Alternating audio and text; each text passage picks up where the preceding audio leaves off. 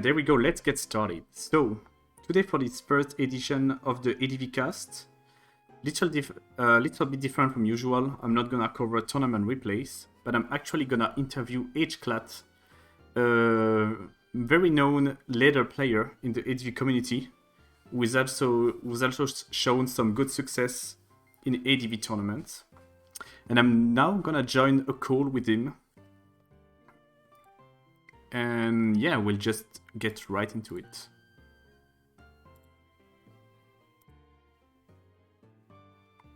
Hello? Hello. Can you hear me well? I can hear you. Yep. Can you hear me? Yeah, perfect.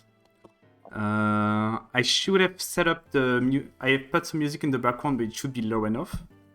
So yeah, we're about to good to go. So how are you doing today, man?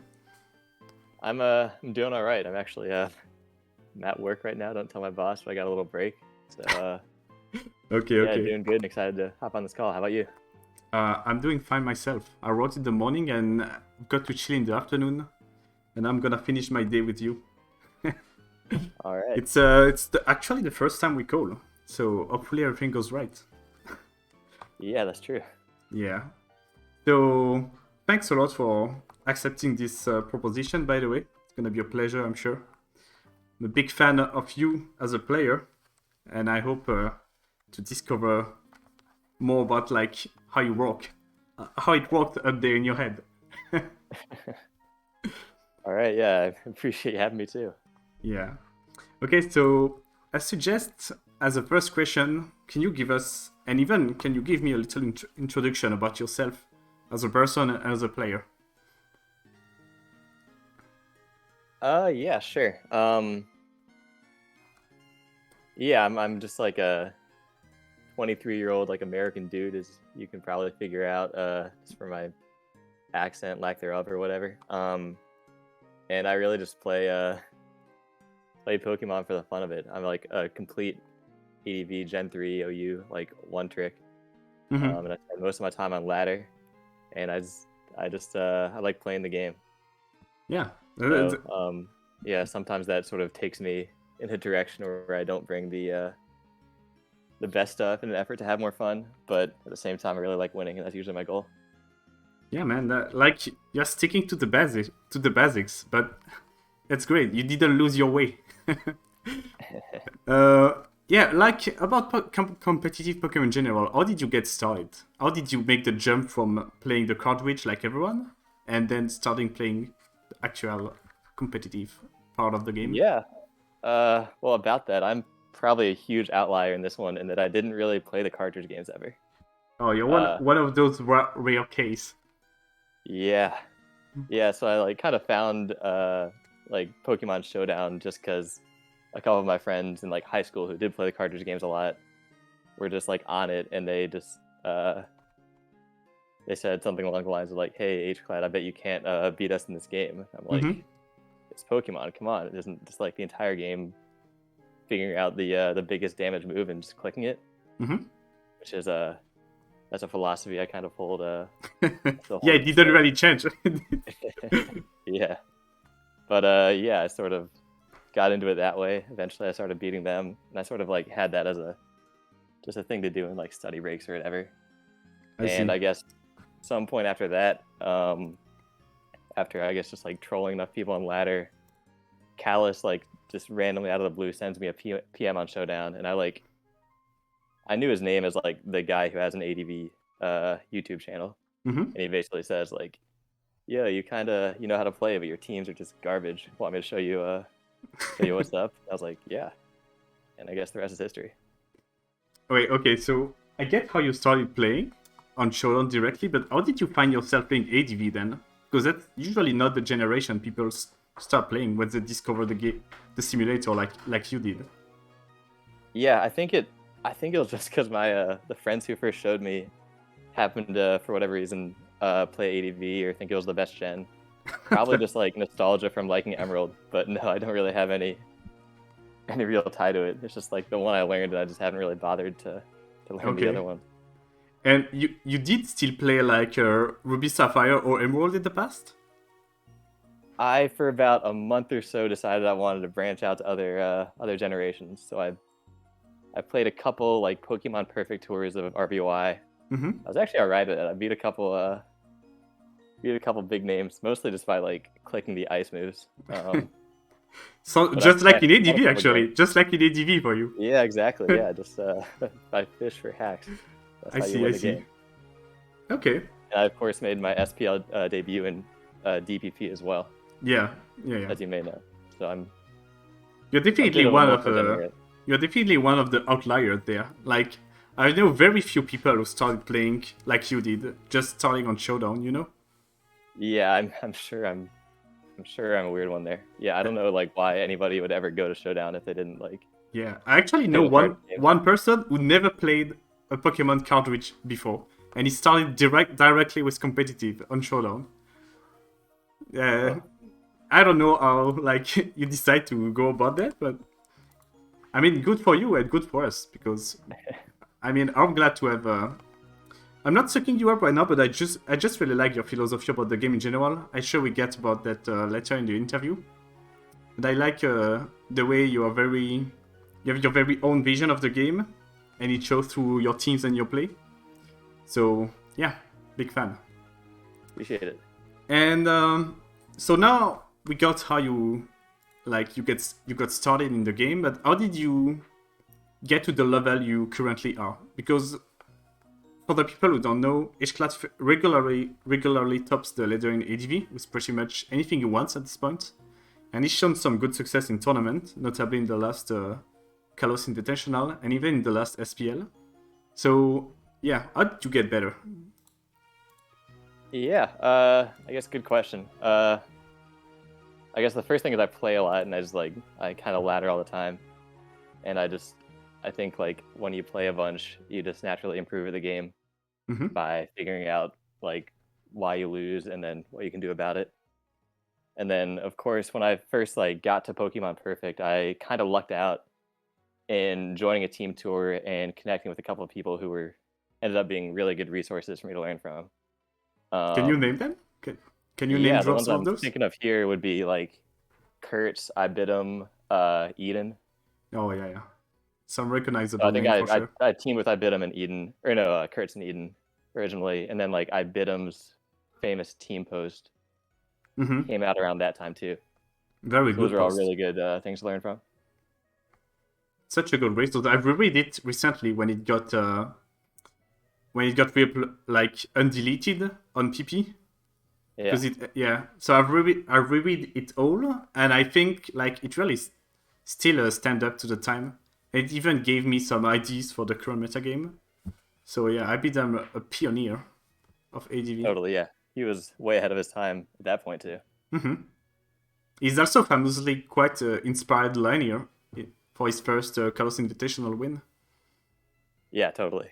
Yeah, I remember everybody giving linear crap for just taking Ibidum's teams. Yeah, he was also very avant-garde about like the usage of progress, Yeah, which has been like really come back in the metagame now. So yeah, yeah. just sorry, didn't mean to cut you off like that. Keep going. Oh, what was I? I'm not sure where I was, but yeah, I guess I played a bunch of games with those guys and got a bunch of teams from those guys. I didn't team build at all for like the first year and a half of playing Pokemon. I just kind of leaned on teams that they had saved. So that was like hugely important for me, and that's something I guess I would also recommend to others. Just like not force team building when you're not like comfortable with it. Yeah, like when you're a newcomer, first get used to the tier by using teams that are known to be working until you find your own style, I guess. Yeah, definitely. And yeah, for a while it was basically a Jolteon spammer in like Kurtz's footsteps. Mm-hmm. You can definitely see like his influence on me, and I also like the old like I bid him mixed like spikeless offense stuff. Yeah, yeah. A lot of that still rubs off. Mm-hmm. I'm just gonna answer a question from the stream. Someone is asking, can we ask questions? Yeah, go ahead. I might just slide them later to HCLAT, but feel free to ask them in the chat. I'm keeping an eye on it. So I'm just gonna go directly for the Jynx stuff. But so you're now talking how you got you got familiar with the metagame, and you mentioned 2 of your influence as a player. But how did you start using your very own teams, and especially like how did you start using Jynx? Because you're very famous for being a Jynx spammer, BL Pokemon. So let's get the historic part of it. Yeah. How did I? If you how did I remember go it, from- that is. Yeah, I don't know if there's like a specific moment or like a real story from it, but I guess I'll give you like a window into like how I often team build, which is often by like taking existing teams and just like tweaking them iteratively over and over. Mm-hmm. And I think that's actually how I reached my like first Jynx team that I really liked. And it at first was this team that looked completely different. It was I think it was like originally Smurfs or something, but it was like this Cloister Moltres team. Mm-hmm. And I thought it was cool, but I didn't quite work for me. And I just ended up like tweaking mons over and over, and eventually I'm like, I really wish this Cloister did a similar thing, but maybe had a bit more oomph, a bit more Mm-hmm. I guess it was a bit more like proactive early on. So I'm like, I'll try Jynx, and that sort of it worked out a lot, and I just sort of ran with that. I see. And you became a fan, I guess, because when you started using it, you realized, oh man, that's a Pokemon for me. It's so good. Yeah, totally. I think I think the metagame at the time was especially weak to it too. A lot of stuff just like couldn't handle it. Really good against it's like lead Zapdos and like slow stuff in general. It's a really good Punisher. Yeah, it's really good at like seizing the momentum right from the get-go. And you're known as an offensive player, so that's something everyone wants when you use offense. I mean, I agree. Yeah, it's a great fit. I also really relate to what you said about team building, aka sometimes just finding teams that have already been built by someone and tweaking them to your own liking. Really big fan of that. That's also why I often personally like to watch games, so people on the ladder or tournament games. And as soon as I see a team that I don't know, just click for me, I save it for myself and not just straight stealing it, but I usually don't even steal the set, I just adapt it. And then maybe change one thing or two until I arrive to my desired result, I guess. Yeah, same. Yeah, and sometimes it's like a couple changes. Sometimes I got to change it like so many times that it is just like completely unrecognizable from what I started with. But at some point you can just call it your own stuff. you can just say, yeah, it's fine. It's so different from the original. Yeah, exactly. So like about that, are there any players that you often find yourself liking the teams they're using and that serve as a source of inspiration for you? Let me see. So I already mentioned Kurtz and how I really like his style of just like aggressive spike stuff, aggressive spikes balance. Mm-hmm. So he's one. UD as well, I think, has like just the best brand in all of Gen 3. His teams are super cool, and he's like, I don't know, he's got a great like just brand away with like how he's super friendly and how he like nicknames all his mons after like song lyrics and stuff. He's fun to root for, and I think especially like his SPL 9, I think 9. That like team archive was like probably one of my favorite ones ever. I think all those teams are like super stylish and also just like super good. Yeah, I really like that about him too. He has a very, it's kind of like you in that regard. He has a very, he has his own vision of the tier, and it translates in his team building. And yeah, he's been a very good presence in the community as a person and as a player, like you said, because he shared a lot of his stuff, quite avant-garde at the time. Sometimes. Yeah. Anyone else maybe coming to mind? That like inspire you? Well, I guess the list is huge, of course. I should like shout out Vapakuna, who's definitely one of the big like outside the box guys today. linear, I don't really see myself like mimicking him much or his teams at all. But I just like that guy's just kind of built different in terms of how he plays. So he's Yeah. massive respect for me on that end. I appreciate like you made a lot of innovations during this SPL that I thought were cool. I think you sort of Thanks. started the whole like Fortress plus Claydol wave, which I thought was a really clever way Yeah. to just like get the edge on people who would just trade like so many resources just to like shit Fortress down. I think that was like a cool recognition of like a inefficiency in the way people game plan. Yeah, funny But enough, I got that ID from Liney on the letter too. I wish really, I could. okay. Yeah, I just faced. I mean, I didn't even know it was Liney, but I faced someone on the ladder who had Fortress Claydol, and I was like, "Yo, that's sick! I never thought about pairing them together." So I kept the like. I just did like you said earlier. You know, I liked the team. I kept it on the side. And it was time, and when it was time for me to build something, I was like, "Oh yeah, I had this ID saved somewhere. Let me try to get my own spin on it." And yeah, it turns out it was actually Liney behind it. Well, I hate to break it to you, but I actually I brought a team like that in a tour game like a couple years ago, and because it stalled, I couldn't play it, and I lost, and then just like threw it in the trash. But maybe I should get credit for this. Maybe, yeah, for sure. I mean, it happens sometimes. Sometimes someone is too early. They get an idea, but they don't execute it well enough, and yeah, they just get dropped. And later, you're like, oh wait, I used that years before, man, and now it's caught on, and I can't put my copyright on it. Fuck. There is so much of that in Pokemon, but yeah.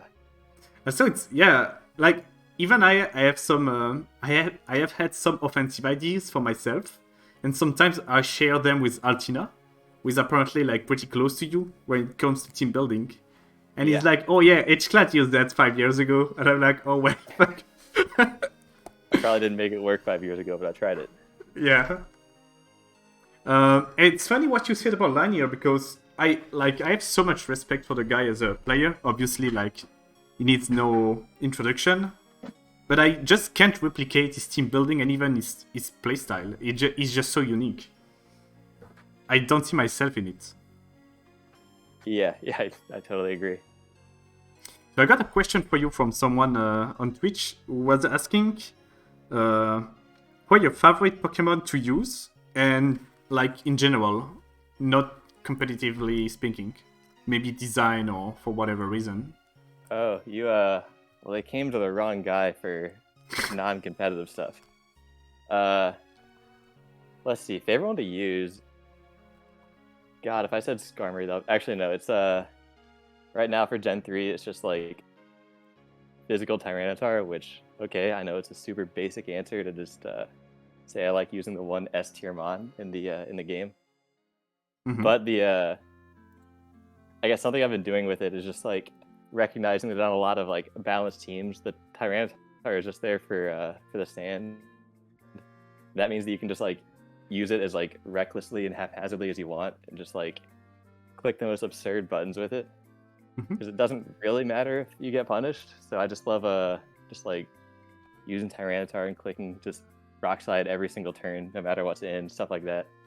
It's funny because my favorite thing right now. It's funny that you say that, because, like, you know, like I said earlier, I watch a lot of replays, and I've definitely noticed that about you. Whenever you have Tita on the field, it's very wide to predict against it. You always like Rock Slide Swampert even in the early game, and you often catch the Zapdos doubling back. Never it's crazy. fails. In fact, in fact, dude, it's funny because I actually have a replay in the background, so, you know, just to give some visual cues to people listening. And there is literally a replay of you having Tita. It was against C. So you focus punch as Swampert on the switch, and then you click Rock Slide on it, and you catch a Zapdos coming back. Yeah, wow. Speak of the devil. Yeah, exactly. But it doesn't always pan out. I've recently seen a game of yours against Dice where you were on the receiving end of this kind of weird early game aggression. Oh, yeah, I know which one you're talking about. Yeah, I guess, although at the same time, I feel like me like getting those turns wrong, like I got them wrong, but they didn't really hurt me all that much long term in that game. Mm-hmm. Yeah, it's interesting to see. It's like it's not something I do personally, but I like how it keeps people who face you guessing, because they have to respect the fact that you play like that. So they can't always try to predict you, because you're the kind of guy who make this erratic plays, you know. Yeah, I like to be scary. You do. You are. So I wanted to ask you now, what skills do you value in Pokemon? And I guess this could tie into a question I had in mind, like, what do you think is are your best skills in the game, personally? Like, if you were to rate yourself, what do you think you're good at? Gotcha. Yeah, I don't think I'm an especially great pilot or game plan or anything like that. I think the thing I would value the most is it's kind of hard to describe it, but like anti-metagaming or whatever, either against a single player or just in general, just finding little inefficiencies or way to just get ahead on a high level, maybe even in the builder. And I guess an example of this is what you did with Claydol. And I see I think Dice also does a lot of this. Mm-hmm. And I appreciate his ability to do it. Yeah. But yeah, I think I was doing a pretty good job of this in SPL, figuring out sort of off-brand, off-meta ways to get the edge on people. Unfortunately, I wasn't playing very well, so it didn't really leave its mark too much. But I felt like I had a pretty good, just a pretty good beat on what people would do, and I guess how to beat it. That's a really good answer, if you ask me. I really like the fact that someone can look at a beta game and see what's the next step for it, and taking it being in ahead. That's if you can combine it with solid playing, you're always gonna have great results. So yeah, and that the answer you gave me makes me think, when you prepare for a tournament game, do you try also to focus on your opponent tendencies, maybe as a player or in his team choice? Or do you just try to focus on being ahead of the metagame without taking into account the player you are facing? Let's see. So somewhere maybe it was from Cal or something, I got a reputation for being a total non-prepper. And I think that couldn't be further from true. And a couple weeks ago, you actually did a stream talking about how you prepare for tournaments, and it lined up a lot with what I do. Mm-hmm. So I do look at usage a little bit, especially recent teams, and I usually sort of pin my opponent down into 2 or so preferred styles. I think most people have one more up-tempo style, one more defensive style, and I try to figure out something that'll do well against both of those. Mm-hmm. And then on top of that, if I'm really trying to win, I will I'll look at replays, and I think I often find that players tend to take risks in similar situations, or to play safe in similar situations. And yeah, I try to figure out when I should be scared, when I should be aggressive, things like that. So yeah, usage stats and replays, I look at all that. That sounds very reasonable to me. Like you said, that's usually my approach too when I try to prepare for someone. Take into account the preferences, but not try to go too far in the counter styling or counter teaming thing, because you never know what's coming, right? Yeah. I also kind of like the way you said that some people have everyone, like you said, has an affinity toward defense and offense, and you can usually there are usually different substyles. So for example, there are people who, when they play defense, like to focus on a spike centric game, and then you have people like Tamahome who are known for using Razor Reset, for example, Razor Reset kind of team. Mm-hmm. So I don't know if that's what you had in mind when you explained what you did just now. Yeah, I think that's it. Yeah. Yeah, nice. Well, I definitely agree with you then. And what would be are there like part of your game that you find are pretty weak and you would like to improvise on? Oh Improve on, boy. sorry. So, for example, Yeah. I don't know, your use of defensive team, something like things like that. Yeah. I think I guess I don't find that people are able to like abuse my team building much. I think I've got a pretty good, despite tending pretty offensive, I've got a pretty good breadth of things I can use there. I do think I am a bit clicky, if you will. Likely to take risks when I don't need to, and it sometimes leads me to losing like positions that I could win. I guess yeah, that might be like a generic answer, No, but I'm I like I agree with you. To be fair, yeah. so you think you don't often like you take unnecessary risks. Sometimes you don't really know when to turn off the the accelerator. Yeah, sometimes I do well, but I think that's the thing that costs me the most often. I see. Well, it's good that you have some self-reflection. I always try to improve my game too after a few losses, try to see where I fucked up, either in my playing or in my team builder. Yeah, thinking about losses is definitely huge.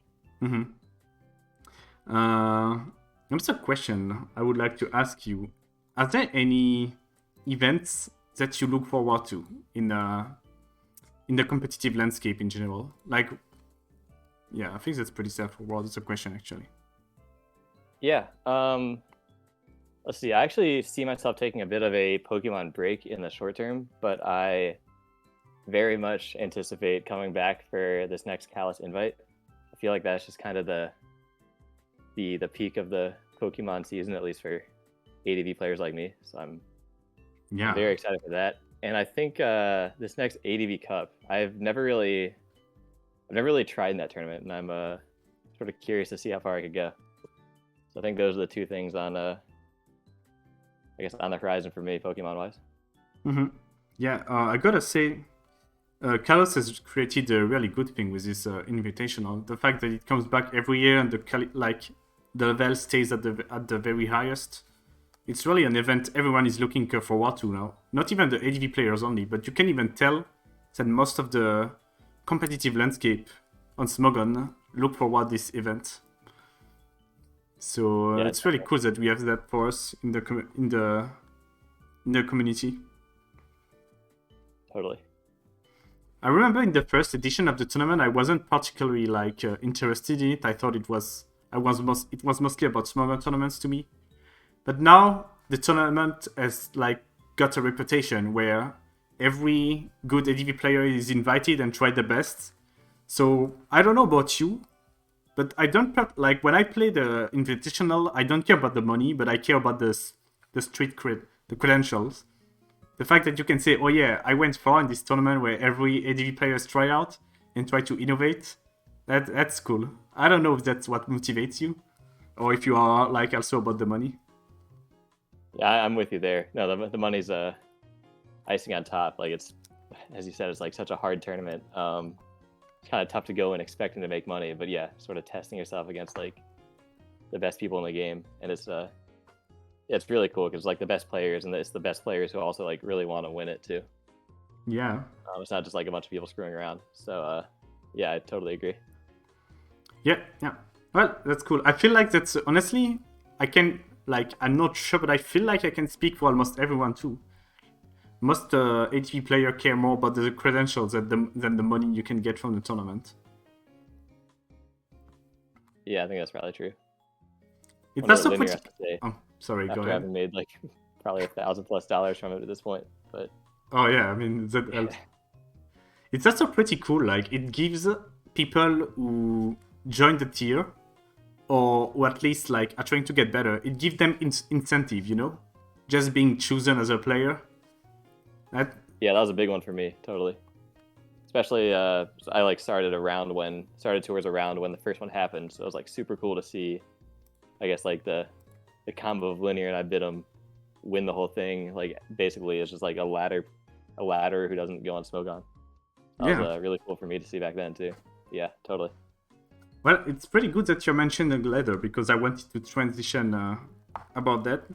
So, how would you compare the level between the Smogon tournaments and the ladder? Because for people who are unaware, you are very much known as a ladder player, and not only known, but like anyone who ladders and know your alt also knows that you are frequently on it and regularly like reach the high ladder. So yeah. Yeah, let's see. So they're different. They're totally different.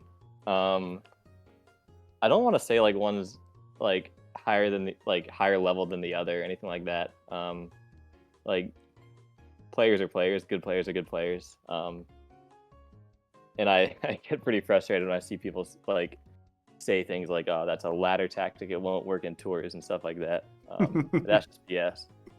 That said, I think there totally are differences between them, and I think that like ladder, especially compared to like best of one team tours, ladder like rewards like consistency and solidness a lot more than those things do. And in like a best of one team tour, you can maybe even be incentivized to take a really swingy team and bring it into somebody hoping to like get a 60-40 matchup or something. Mm-hmm. Whereas on ladder, the best thing to do is to take a solid team that might have a slightly losing matchup against everybody and then just like outplay it. Yeah. So in like that sense, the incentive structures are a bit different. But in terms of like level of play, it's like kind of the same. A lot of people will say like they're too good for ladder or whatever. But if you take a close look, all those players are. You don't see the really good players say that. Yeah, I mean, I think I've talked about this before, but I fully agree with what you just said. I do not like our in tournament best of one. You can get away with absolutely ridiculous teams, especially if you take into account the fact that you have a whole week to prepare for a single opponent. Some people take like very very wide liberties then, and it's just something that takes away from the pleasure of like watching a game for me when I see an obviously flawed team. Just try to get the matchup, you know. Yeah, it's frustrating, totally. Yeah, I also feel like that the best teams and the best advancement in the metagame usually come from the ladder. Because like you said, you're trying to check everything. So like, first of all, you're making a team that is usually better. And if you want your innovation to be consistent, you want to have it work every game and not a single one. So it like has more chance to become a new standard, aka actual innovation. Definitely. It also helps that our ladder is pretty good. We have a lot of tournament, but even ladder player who regularly play and try to innovate and get to the top. So yeah. In fact, I would say that I got better in the team when I started to ladder more rather than just focus on preparing in tournaments. Yeah, totally. I like using the ladder to basically test teams. I actually really don't like testing with a teammate or anything because after one game they know what the team is. Yeah, it's actually the thing. Mm-hmm.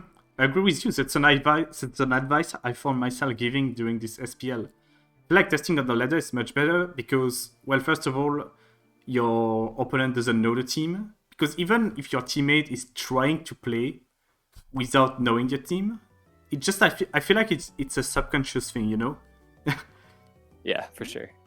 Whereas on the ladder, you actually have an actual emulation of the tournament games that will happen. And yeah, like you get to face different playstyles too.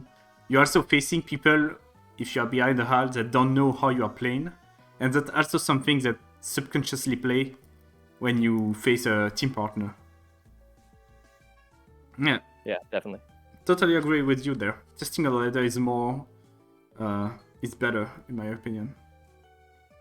Yeah. Yeah, I'm trying to think of other question. Anything you would like to say about the ladder in general, since you are like known for it and you play it more than most of us? Oh, no, I don't know. It's fun. Go try it out. No, but don't have anything in particular. Yeah, that's about sums it up. So yeah, I was gonna ask you who are some of your favorite player throughout history, but you kinda answered this earlier. Although I guess you mostly talk about like the people who influenced you, but are there some like players you would add to answer this question, whom you consider among your favorites? Let's see. So, I kind of had a feeling you'd ask me something like this, and I was gonna talk about UD and Linear for this one. I know I've talked about both of them already, but I think those are probably the main two. And I guess in my like relatively new like window of playing the game, those have been like two of the most dominant people. Mhm. Also just like wholesome figures and all that. So I think those are my the two people I stand. I see. Yeah. So I know, like, I'm kind of, I'm gonna probably throw you a curveball here, but maybe is there a player you find yourself, you think is underrated? Like someone who is flying under the radar and you think, oh, this guy totally knows what he's doing. Let's see. So I'm trying to, Yeah, I know, like, if I were given this question, I feel like there would be a lot of people I wouldn't necessarily think of when answering. Yeah, I'm trying to make it not so biased, and not just like make it be somebody that I work with a lot. But actually, you know what? Techless had a really good SPL this year. That is somebody I work with a lot because we were on the same team. Mm-hmm. He ended up having a bad record, but his play is like absolutely rock solid, and I think he like plays as well as like anybody else. And when his teams are like up to snuff, he is super good, and he gets a bad rap. I was also going to highlight C Super Epic Ampharos or whatever. I think he's a bit of an up and comer. He's not like established or anything. Doesn't have like a huge reputation at this point, but I think he's improving super fast, and you see him winning a lot of games, and you might be hearing that name more and more as time goes on. That's good to hear, and I'm excited too because from what I've seen, he's also one of those guys who has his own vision of the tier, and he's already known for bringing Lantern to prominence. Like, that's already quite solid, honestly. Yeah, maybe a biased answer for me, so I'm sorry for that, but yeah. Funnily enough, someone whom I won't name, but yeah, his name is Henchmax. Better question: who do you think is overrated? But we are not here to create drama unless you really want to throw shade at someone real quick. I shouldn't answer that. Yeah. You can just tell him in PM, I guess, if you really think someone is overrated. Also, someone was asking earlier, what do you like about ADV in particular? What makes you stick in this tier? Because you did get to try some different tier, like you said before, with on Pokemon Perfect, and you were even thrown in DPP in SPL, to the surprise of everyone, maybe including yourself. But yeah. Definitely including myself, yeah. Okay, so I've played... So the other ones I've tried RBY, which is... The move Reflect is just so stupid in that gen, I couldn't keep playing it. It makes the games go a million turns. So RBY sucks. DPP's got all these like items and abilities I've just like never heard of, and it just like makes me lose. So I don't want to mess with that. And then for about a week, a couple months ago, I played SM. Yeah. And yeah, kind of same thing there. Like shit just like doesn't make sense there. Sometimes stuff is like faster than you when it shouldn't be, and it just like kills you, and I don't know. Yeah, man. That's why I stick to ADV. Not gonna lie, choice scarf item when you come from ADV is such bullshit. It's very hard to get used to that. I think I had a chance in my SPL DPP game if I didn't just like run into a surprise choice scarf. But yeah, I'm with you. Yeah, man. I mean, coming from someone who started like playing in ADV when it was the main gen, And you know how in ADV, like, speed is kind of king, you know? When something is set up with speed, like Dragon Dance, Tyranitar, or Aerodactyl, you have to respect it. You just can't let it set up. Otherwise, you lose. And starting in DPP, you could just get away with everything because you always had this choice card up your sleeve to control or whatever. Like you gave free turns to. It felt like really bullshit to me. Yeah. It feels like there are a lot of get out of jail free cards in the letter gens as a result, right? It does feel that way. Although I've told myself that's just because I'm bad at them. But yeah. Yeah. Was gonna say, yeah, obviously you're bad at them, but I just get your logic, you know. How did you even end up trying SM? Like, what led you there? Oh, I think it had to do with like Smogon Tour starting up, and like, I wonder if I just like start playing this, will I get good immediately? And the answer to that question was no. But I just wanted to try it. I got to like, I don't know, like 13 or 1400 on the ladder. I like copy pasted a Empo team. Mm-hmm. It didn't really work for me. Well, at least you tried, I guess. You know, it's actually very hard, but yeah. It's actually interesting because I sometimes find myself including IDs from other generation in ADV. I mean, it doesn't often work, but yeah, sometimes the IDs transition well. Or maybe you could try Torment Skarmory based on DPP Heatran recently. Oh yeah, that's an example of that. Didn't work very well, but that's I sort of do that too. Yeah, you know, it's funny you bring that up because I've tried myself, like I've tried to think of how to make use of Torment in ADV2 based on the Heatran success in DPP, but I haven't really got to make a team that would try to do that. And I've seen your endeavor with Skarm. Yeah, just some source of different inspiration, you know. Yeah, I think Skarm's got to be the way to go for it, but I don't know if it's actually Definitely need some spike sand immune. So yes, Skarm's got to be one of the only Torment user with spike immune.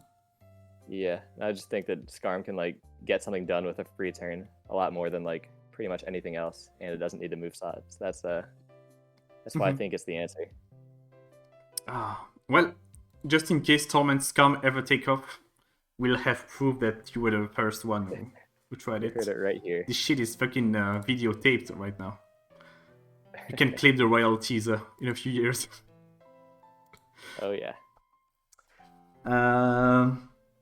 So let's talk a bit like about the actual metagame, the Pokemon. What do you think about it in general? What do you think are some of the best Pokemon to use? Let's start with that. What do you think are like about the metagame? First, the current state of it. Let's see. I guess my high level philosophy is that the meta changes a lot based on like who you're playing against and what tour you're in or whatever. Mm-hmm. And for example, I think that in SPL this year, Skarm was not very good. But on the ladder and in like Ropal this year, that might be a funny way of saying that tour, but you know what I mean. Yeah, that's the first time I've ever heard it pronounced this way. But I'm gonna steal it. I like it. I think Skarm was like super OP in that, and I think it's largely because people just don't use Magneton for some reason. Mm-hmm. I also never use Magneton, but I'm kind of used to other people using it. I think Skarm Spikes is super OP. On the other side of the coin, I think that Doug Trio and the way it's used on like as like a catch-all for like just win matchup button on like Zapdos mixed offense is just like trash, and I don't think it works. That's interesting because that's such a popular playstyle. I feel like that's you know, it's funny you say that because I'm sorry to cut you off a little bit. When people used to get into the tier, I feel like they would always turn to TSS in the past. Mm-hmm. And nowadays, I feel like it has shifted to Zapdug. That's like the new entry playstyle. Yeah, no, I agree with that. Yeah, I don't think it's very good. I think you just like lose to people who don't like walk into your game plan on the first turn of the game. Mm-hmm. Yeah, I feel the same way. I would say the metagame is pretty balanced right now. It doesn't feel outwardly offensive, although Zapdog is pretty offensive itself, but it doesn't really feel defensive either. We don't see much of like razor resets, stuff like that. Yeah. Even Spike-centric team has evolved to be more offensive, so it's pretty pleasant, I would say. Yeah, I agree. I don't really have any like complaints about it or anything. So I know you've posted your like viability ranking somewhat recently, but if you were to say like what are the best Pokemon to use, you mentioned Skarmory, physical Titar earlier. Anything else you would like to throw into the mix? I know you were quite vocal about Celebi and Jirachi a few months ago. Yeah, I guess a couple months ago I was pretty clear about being like high on things like Jirachi and Salamence and really low on Blissey, which I guess I still am. Yeah, I hate Blissey. I'm not. Let's see. You're probably here for a hot take, so it's going to be that Armaldo is better at its job than Hariyama is. So stop using Hariyama. Oh, I can see the Ebidem thinking still flowing through your veins. True. I do gotta admit that I haven't talked with Armaldo much myself, but from what I've seen, it looks pretty good, honestly. Like you said, like Hariyama, but sand immune, so that's pretty cool. Yep, and it smacks Celebi. It does. It's actually pretty good against Mixmans too, which is quite popular right now. Yep. Dragonfall doesn't do much. It doesn't. Yeah, it should. I think it should run max special defense as well. So. Yeah. Yeah. No, you're absolutely right. Yeah, I had this matchup on the ladder against Epidem a few months ago when I was using Mixman's spikes, and he was using Spede for Maldo, and it was quite a headache because Mixman's wasn't even 3-co in it. And you can't even crit it too with Battle Armor. That's the best part about it. Can't even fish. Yeah. Someone is asking, what do you think of the new age technology, or in this case, Pokology, Timid, Seren Grace, Super Blissey? I don't know if you've seen that game where you use Sub-CM with Seren Grace. I have not seen that game. That sounds hilarious, though. I've tried Sub-CM Blissey, and it didn't really work, but I wasn't using Timid, and I wasn't using Serene Grace. So I guess I see where I went wrong now. Yeah, I'm on board. I'm a huge fan. Okay, so if in a few days we see Sub-CM Blissey on the high ladder, so we know who is behind it. Yeah, that's a good way to use that mon. It's not really viable in any other way. So there you go. Good for you innovating. Actually, let me think. Are there any Pokemon? I'm gonna think about that later, but what do you think are some... So you said Blissey was overrated. Who else do you think is overrated? I guess I sort of named Dugtree already too. Yeah, you did actually. Yeah, that thing you just lose a Skarm if you bring it. Sorry.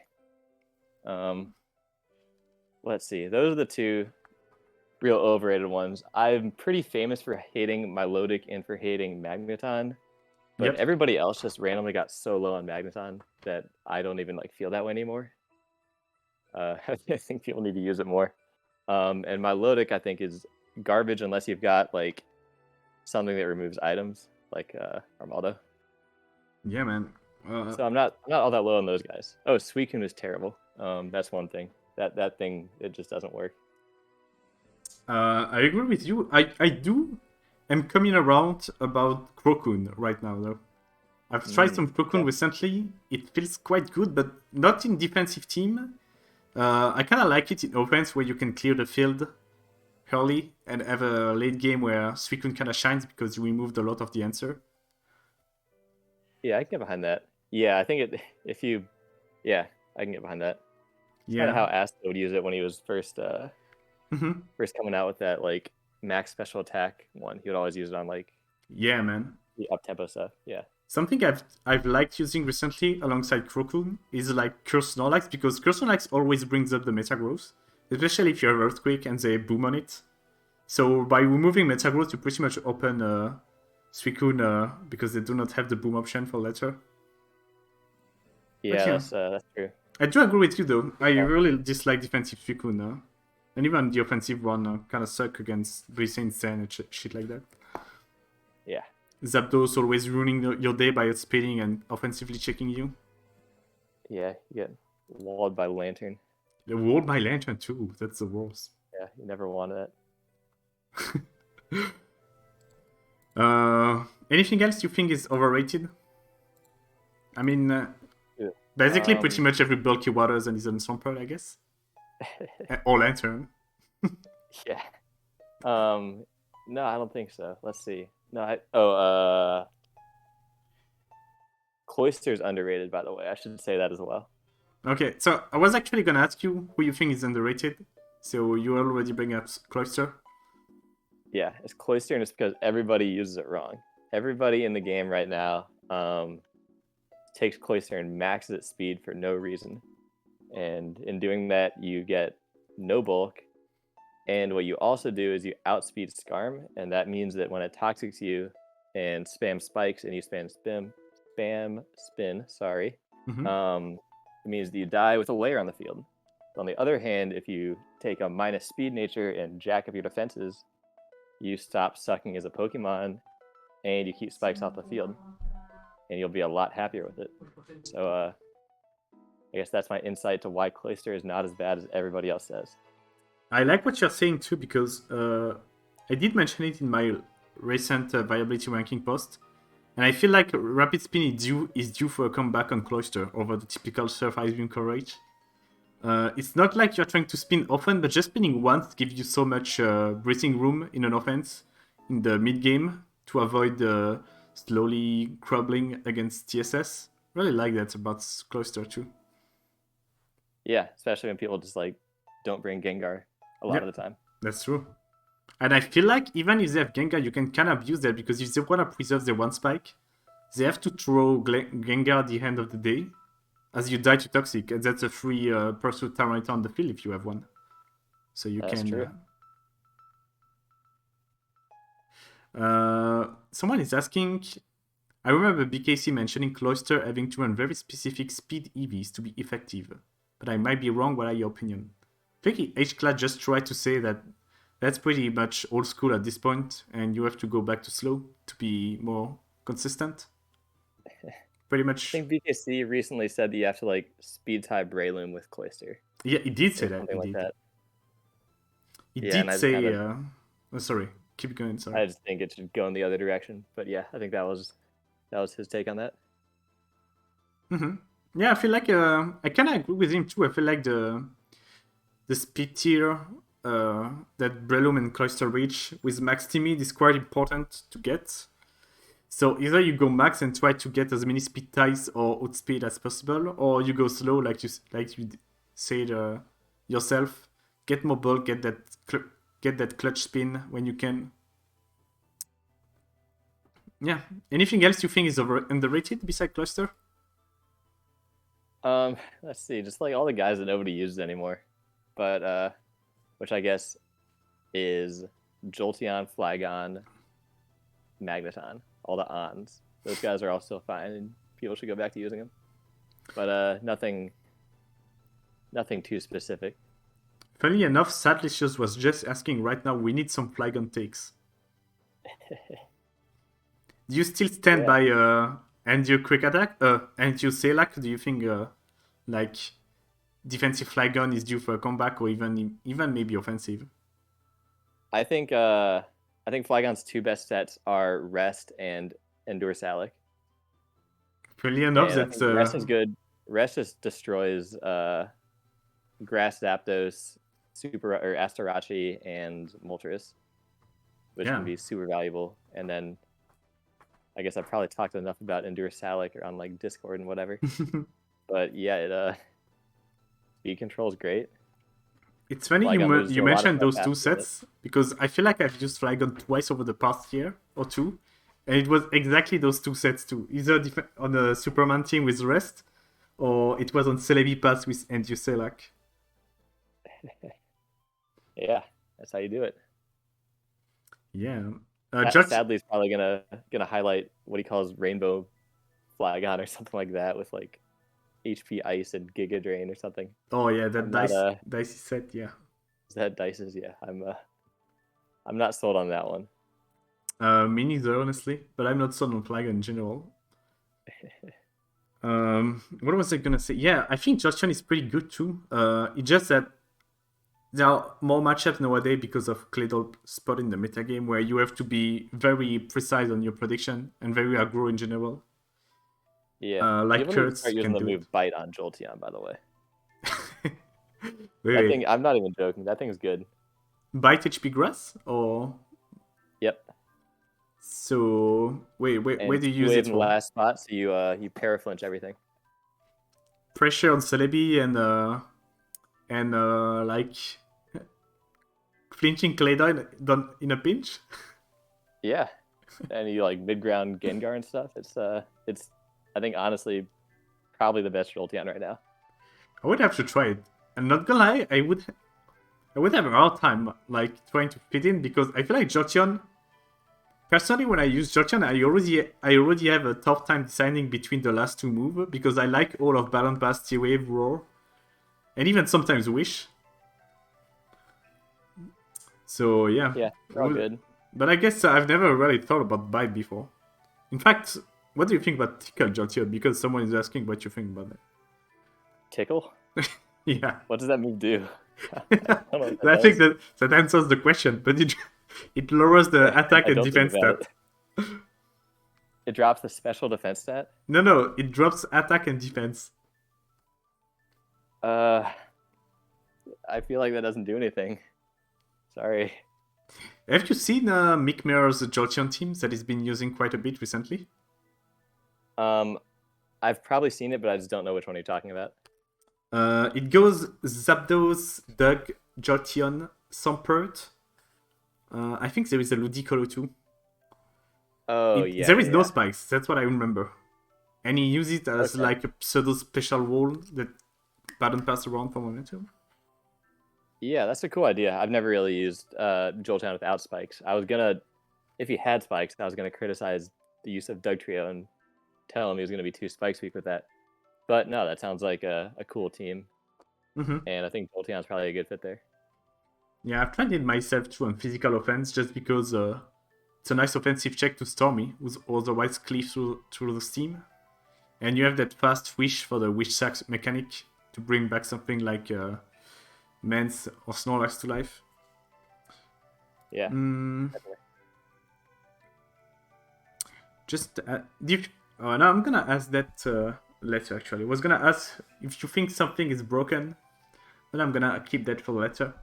In fact, someone is asking right now, do you have any particular memory you are fond of regarding to competitive Pokemon? Maybe a game, a play in particular, or a period of time you really liked in general? Ooh, okay.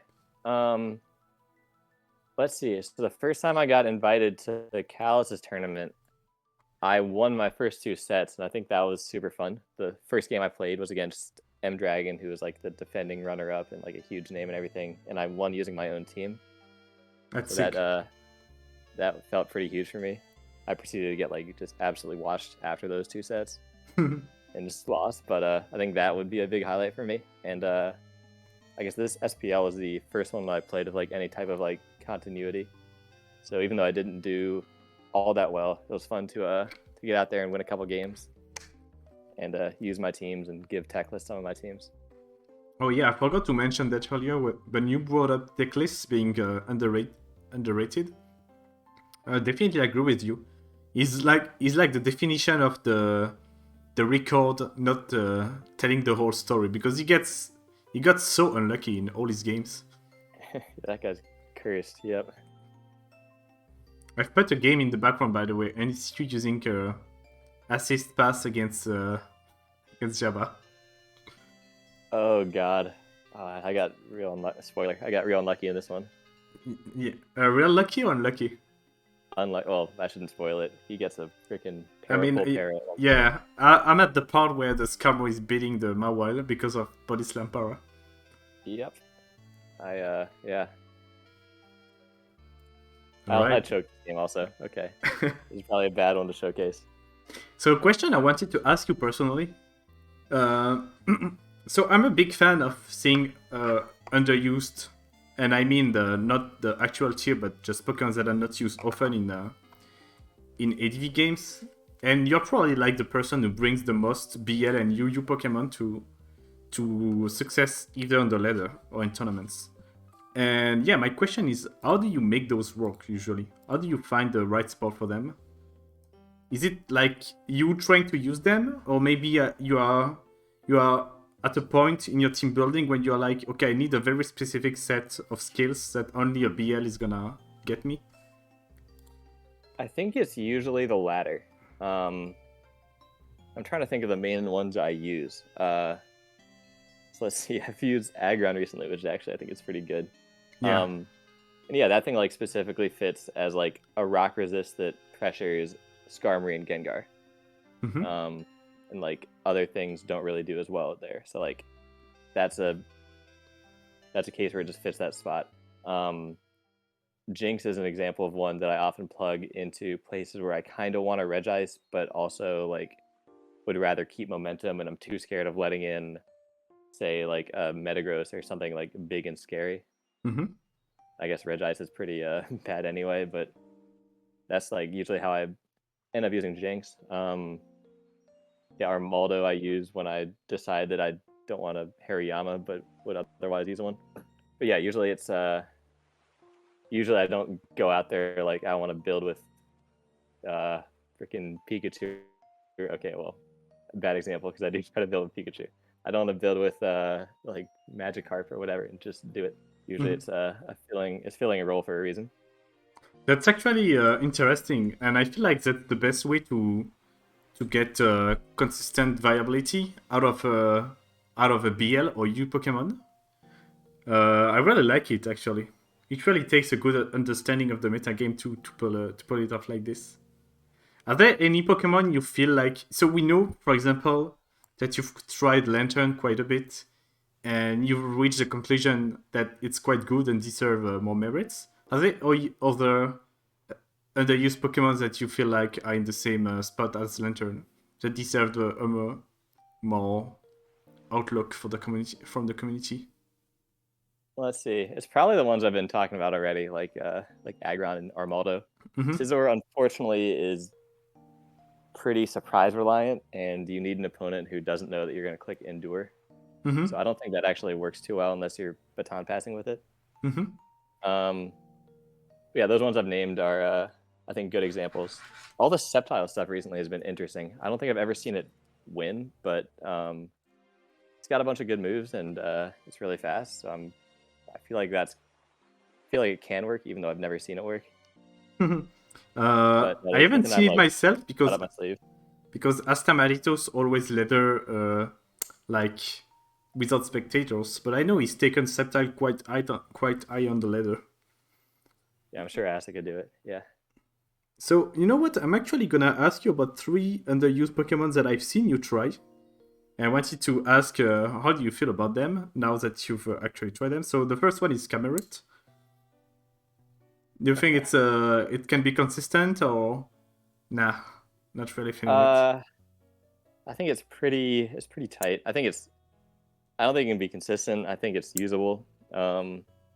I think it's a pretty funny meme just because the dude on the viability rankings is just like an absolute goon. Legend, dude. Just like, yeah, it dies to everything and it's slow. I don't think it's very good.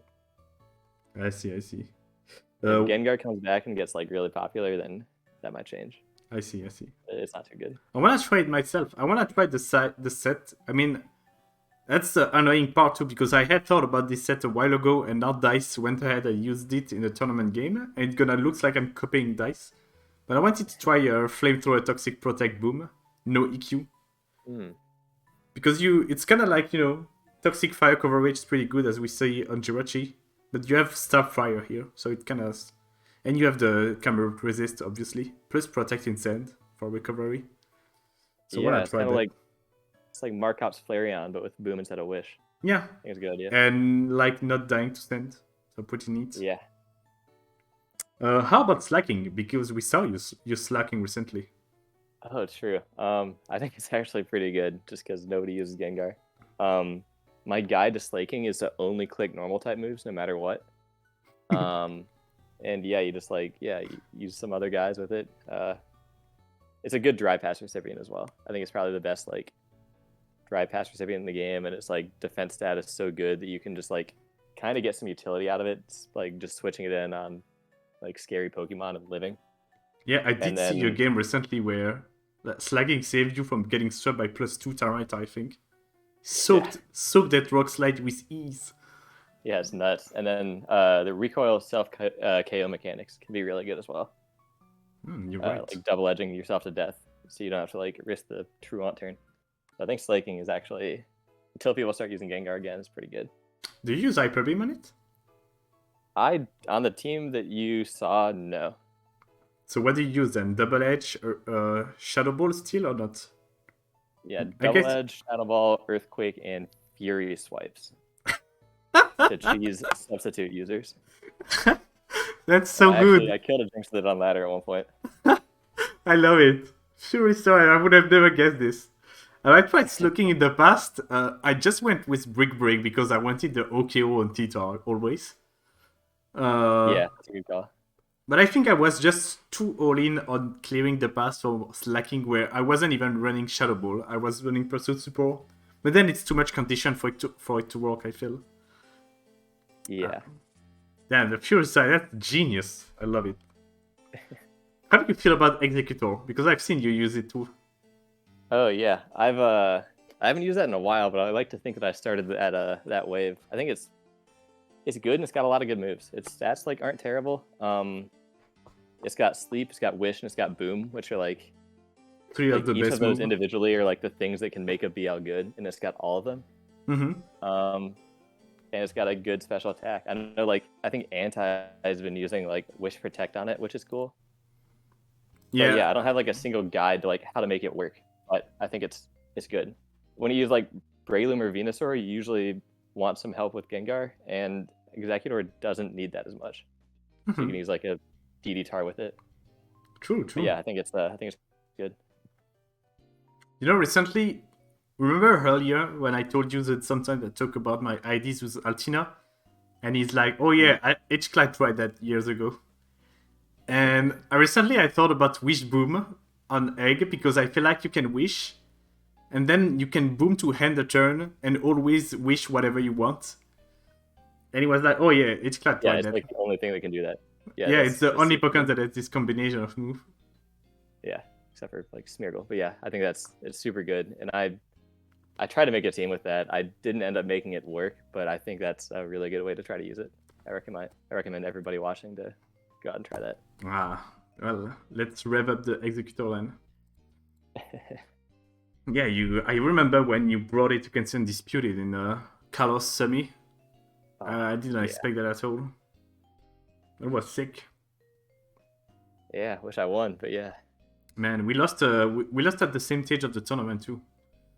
We were both in semi. Carlos went and made me play the 2 finalists back to back. Pretty messed up. You were set up, man. You couldn't go further. You were getting too close to the final. Kept threatening to bring Pikachu to the finals. He just had to get me out of there. Yeah. Someone said it's like Healing Wish, right? Yeah, it's kind of like Healing Wish, except you do damage in the process with Boom, but it doesn't heal status or like fully heal. That's the idea, though. Well, thanks for your answer about the BL months. I will try to think about what you just told us for myself, because I always like to bring underrated Pokemon. It always feels cool. Gets people going. Yeah, totally. It's always fun. It kind of freaks out your opponent too. It like makes them more likely to screw up, which I like. Yeah, that too. I mean, even sometimes when you like innovate a little bit on it. For example, I know what Aggron does in HV. Like, I would say I know what it does overhaul because I know the stats of the Pokemon and the moveset.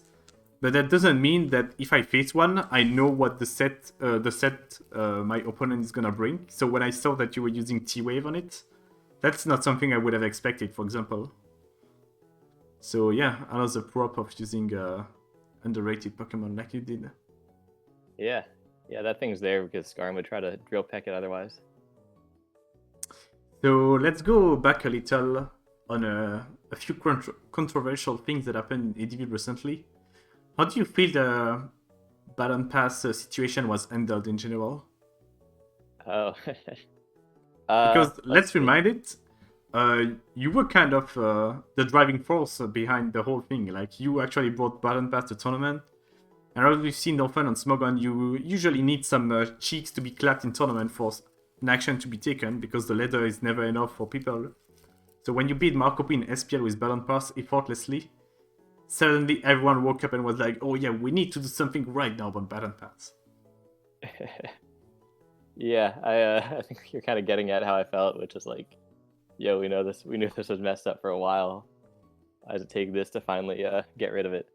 But that said, I'm happy that they got rid of it. And as you can maybe see from my attempt at assist passing Java, Baton Pass right now doesn't really work. I still think I think it still might be possible, and I wish that they had gotten rid of Ninjask. But I'm glad it's gone. I'm glad mine is gone. Yeah, me too. And in fact, yeah, like, would you ban Ninjask if you could? If I was in charge, I would have banned Baton Pass on Ninjask and Baton Pass on mime. Just because I have like I don't care at all about like how complex a ban is or like cartridge mechanics or anything like that. But that's just me. I think I'd rather have Ninjask gone than Ninjask in the game. It's just pretty toxic, even though it's like pretty easy to play against. Yeah, it's not as good, but it's still toxic. I really, I totally agree with you. And I've used it quite a bit myself, notably from that team you were using on the ladder. And it's really not that bad, honestly. It at least goes 50-50 against the metagame. Yeah, especially if you pass ingrain to it. They definitely need to get rid of assist on Smeargle. There is no reason that should be allowed. Yeah, it does feel kind of weird though to ban assist on Smeargle, considering how we haven't even seen it win a tournament game yet, I feel. Oh, just you wait. Yeah, just as usual, you know. Gonna need a victim, gonna need someone to be sacrificed.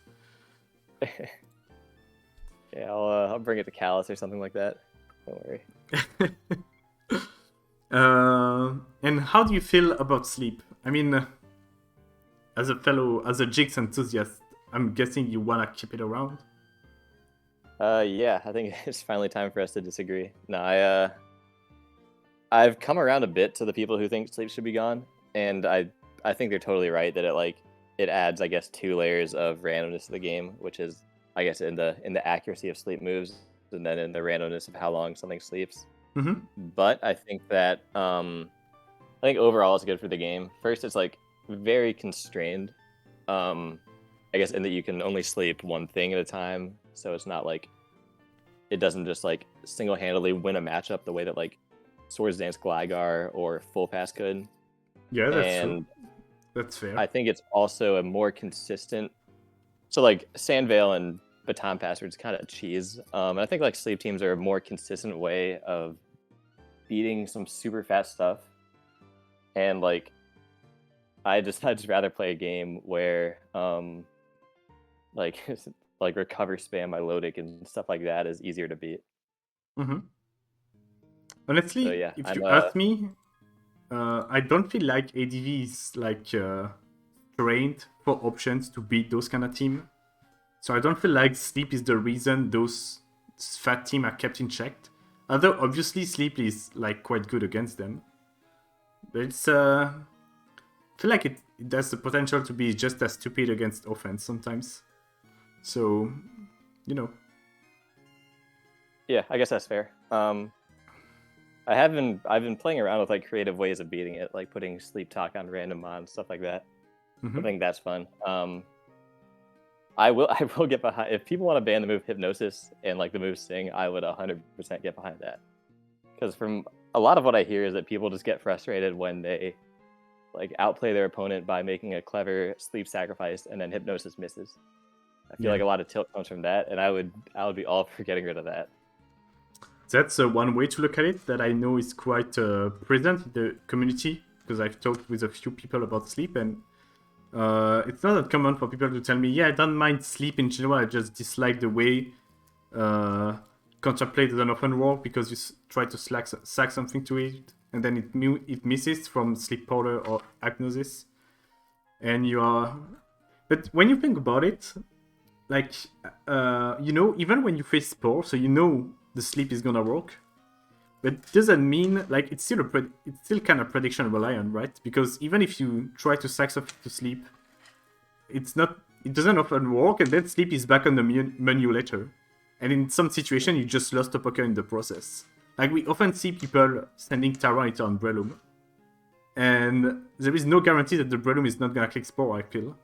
And if you lost Tyranitar in the process, you are back to square one, except you lost a Pokemon, and sleep is still gonna be on the table.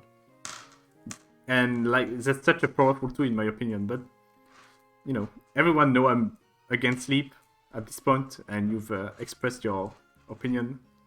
I don't know how you feel about that in general.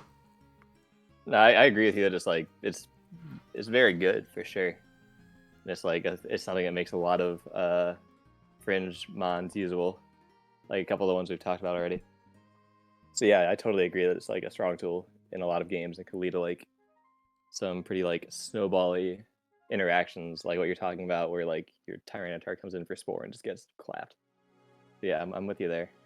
I also feel like two of the counterplays available are often not that good. So first one is Sleep Talk, where it's already kind of hard to find a Pokemon that can actually use Sleep Talk effectively, because I feel like if you Sleep Talk with something, you want like a Pokemon that often pulls a good move with Sleep Talk. So whenever you click on it, you're actually making progress. If that makes any sense. Yeah, I think that's often true. Yeah, I think like probably 1 in like 4 or 5 mons can actually carry it effectively. But then even then, it's still it's still a RNG reliant at the end of the day, because doesn't mean Sleep Talk is gonna get the right move.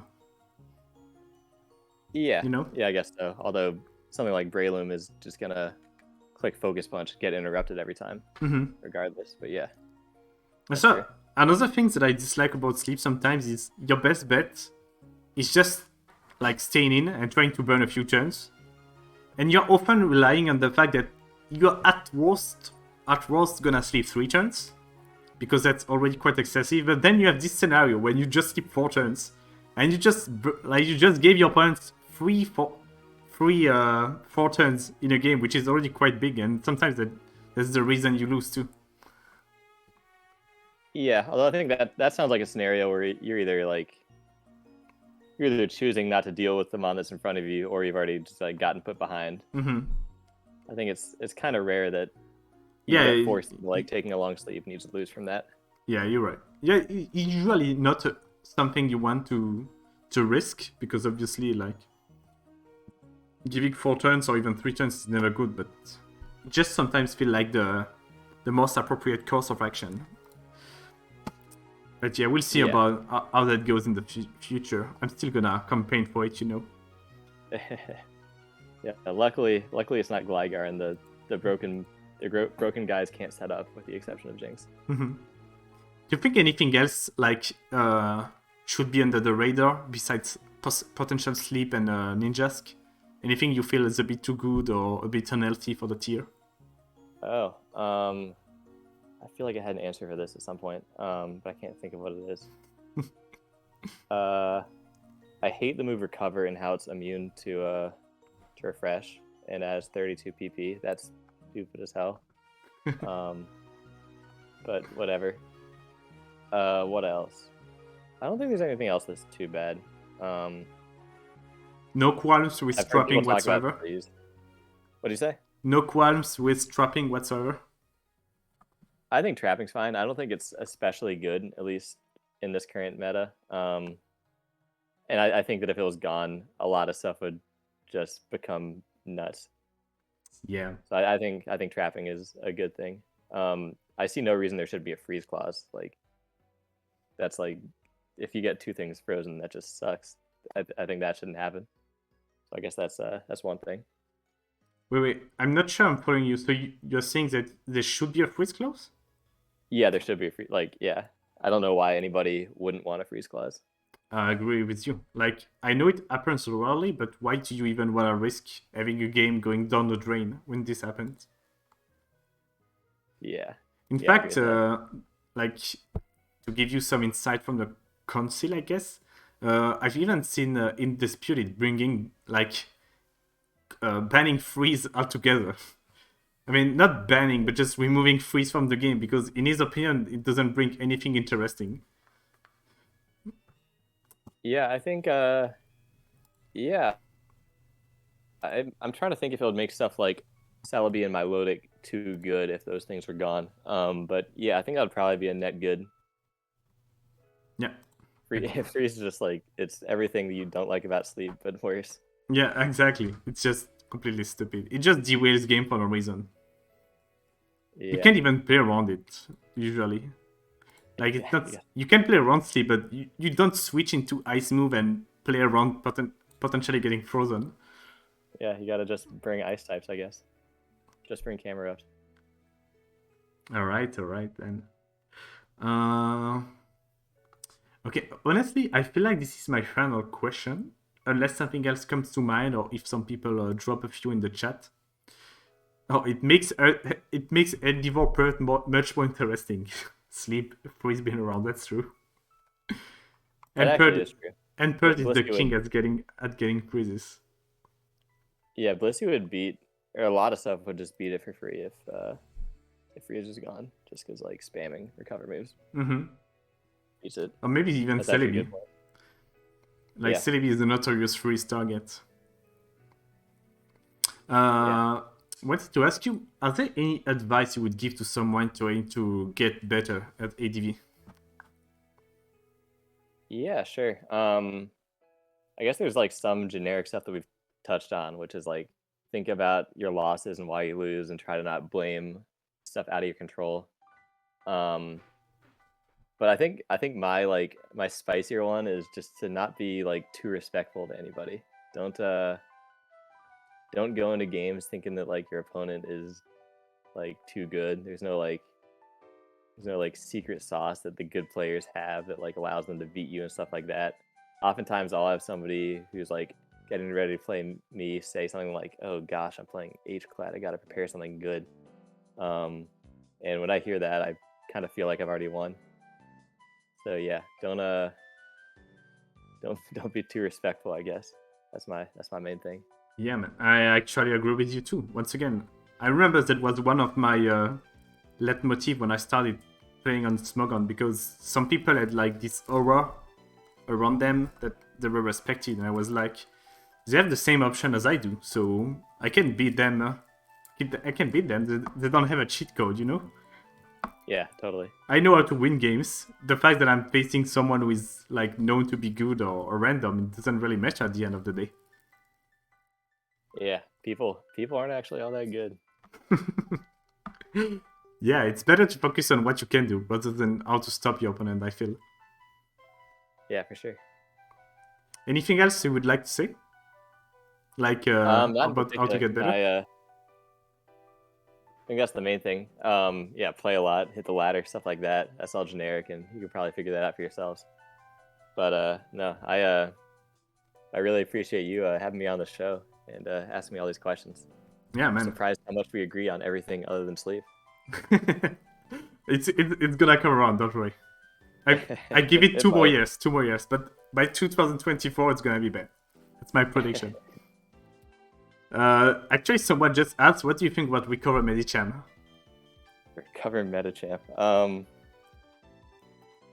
I've never really used Metagame. I don't know how to make it work, so just align your mon. Only make okay. him. Yeah, ask them on or something. Like you can probably make it work if you want to. I don't know how to. I'm the wrong guy for that. Yeah, man. Well, I think that's about wraps it up. I feel like it's gonna be more digestive to hear for people if it's not too long. I feel like I honestly asked you everything I wanted to. It was great to hear more about how you process Pokemon in the tier. And I'm even gonna try to incorporate some of those advice in my own game.